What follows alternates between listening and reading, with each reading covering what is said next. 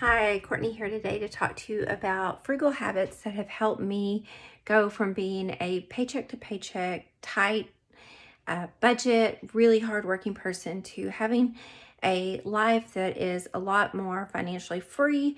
And I really believe it is the daily habits that have made a difference in my life. And I was thinking about this as I was watching another video on My Frugal Home and some of her daily habits, and I just wanted to share some of mine with you. So I haven't quite figured out the app to turn this camera around, so I'm just going to turn it around now. All right, so as we walk through my house, I'm going to share with you, this is my workout room. Everything you see in here, for the most part, was either purchased, used, or given to me, or it was purchased fairly inexpensively. Like my dog beds come from Ross, where they're about $20 a piece. This was all repurposed, and these are from my business that I owned when I owned a yoga studio. Let me walk in here. Our house was built, we saved the 20% down to build it. It's my bathroom, not so much to see there. My office, where everything here, this was my childhood desk, if you will. That was a picture of my stepfather's.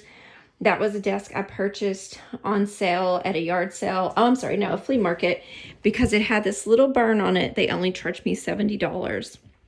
I don't buy things new unless I can't find used or repurpose something I have. So I did buy this new off of Wayfair, and it's been great.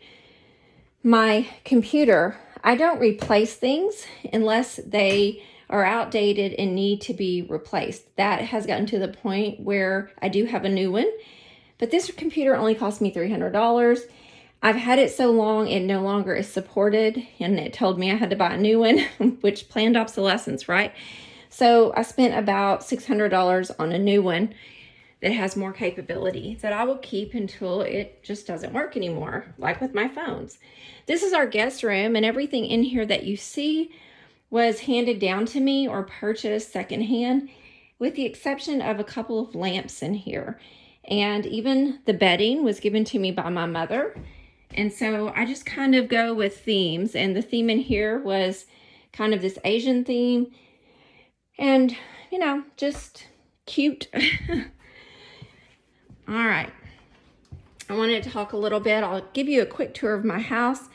Again, everything in here, there is some things I did purchase new, but like the coffee table and the TV cabinet, those were items that the TV cabinet was broken, the door was broken, and they gave us like $250 off because we paid cash, and they fixed it for us. That was a gift from my parents. That was a Facebook Marketplace. That chair was $1,400 new, and I got it for $225 on Facebook Marketplace. She even had the receipt. Cleveland says hi. Just about everything else in here. The couch was purchased new. My husband and I saved up, and it was the first couch we'd ever purchased new together. We've been together 10 years. And my husband really loved it, and so we got it, and it was kind of expensive, but we had saved up and paid cash. The rug is a gift from my mom, and you see that sweater there? That sweater is, I put on a sweater when I get cold and take it off when I get hot. I also purposely left my water bottle there because I get a water bottle at work every day. I don't buy water out. And then I add packets of like tea or lemonade that I get at the Dollar General for very cheap. As you look around my kitchen, I purposely didn't change a bunch of things for you. Every day I have a habit of washing my dishes, doing a load of laundry, changing the cat litter, making the bed, and feeding my animals in the morning and the evening.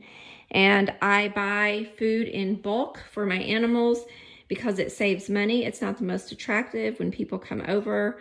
I put it in the laundry room. All right, let's go to my bedroom. So in here, my bed frame was a gift from my mom. All the furniture you see in here, with the exception of the mattress, was handed down to me or purchased used. And this bed is the first bed my husband and I have ever had new. We shopped, we spent $1,300, which if you've looked for mattresses lately is pretty good buy from a local mattress maker. And the blanket on the bed, I did get at Target for $89. I love it, but I just don't buy blankets every year. Cleveland has dementia. Okay, let me see. My closet, I buy most of my clothes at resale shops or Target. I'm trying to think, or Old Navy. I buy one pair of tennis shoes every year around my birthday. And the other things that you see are just shoes that I generally buy either at Shoe Carnival or, places like Target or Walmart. All right, I'm going to turn this camera back on me. So with my animals, one of the things, I have a little notebook to go over things with you. With my animals, we have a budget set for their feed and their vet care. Currently, we are boarding some animals for a friend, and they pay us a certain amount, which helps us pay for our animals' food and vet bills. The furniture, you heard me say, most of it is used or hand-me-down or was purchased secondhand. When we buy things new, it's only if we can't repurpose with something that we already have. With my things like towels and bath mats, I do not replace those very often. I haven't replaced them in 4 years, actually. And we own an Airbnb, so a lot of times with the Airbnb, I'll replace things more often, and I will bring what I had down from there to here. So like if the bath mat starts getting a little frayed there, or it's been 2 years, because I wash it every time we have a guest, I will bring it down here and get a new bath mat there because I just don't care as much. The house, we saved up for 20% down on this house. We built the house using some more cash. We had another 20% that we put into the house.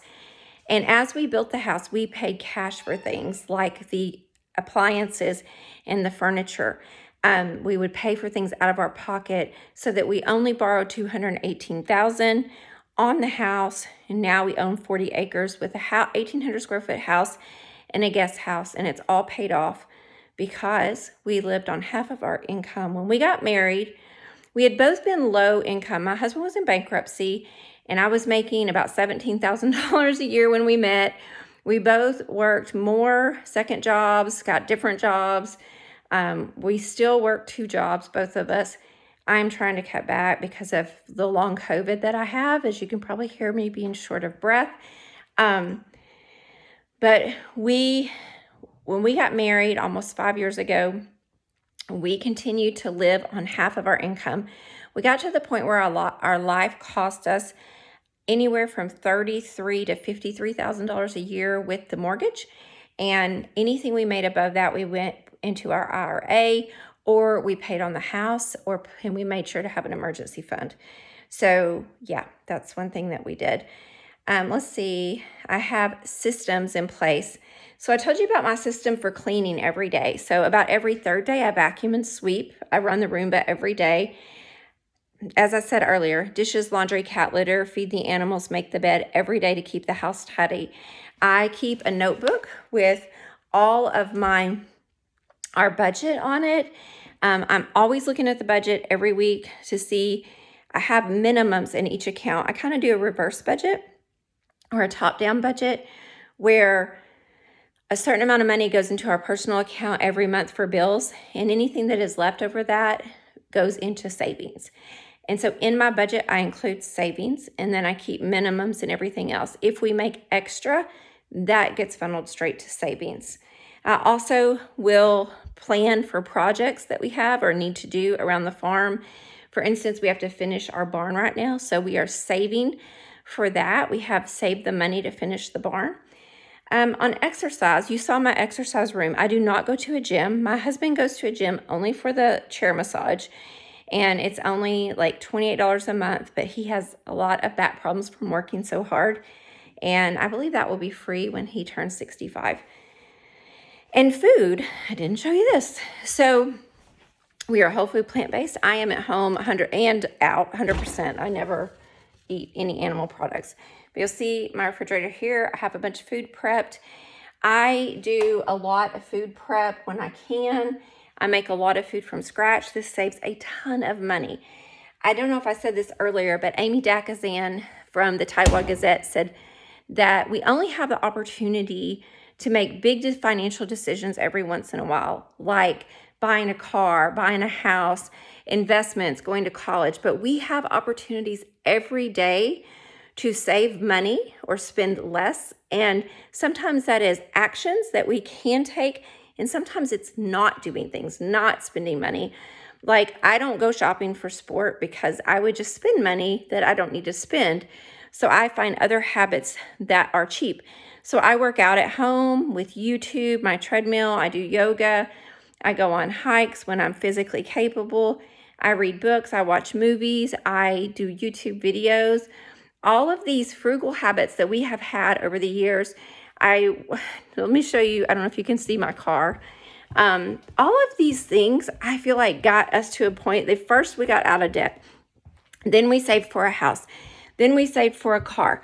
Then we increased our retirement income to the point where we have a pretty high net worth on an average income. Okay, there's my car. It's a Honda. And you'll see the CRV over there. Let me see. And you'll see the truck over there. Okay. We saved and paid cash for each of these cars. The newest one is a 2013 Honda Accord, which I got from a friend who was selling it. It was her mother's car, and her mother had to go into independent living. The CRV, another friend who was moving back to England, and I paid $7,500 for it for my husband. The truck was our work truck. We paid $1,000 for it. We've put about $3,000 in it. Not that much, $2,300 in it. And we're about to sell it for $3,000. We recently saved up through working extra and had money to buy a used truck that we paid $20,000 for our business, but it was a 6,000 pound truck, actually 7,000 pounds. So it qualified for a tax deduction. So we will not pay taxes on that $20,000. So when you learn these tips and tricks and things where you can save money and you implement them in your life every day, you eventually get ahead.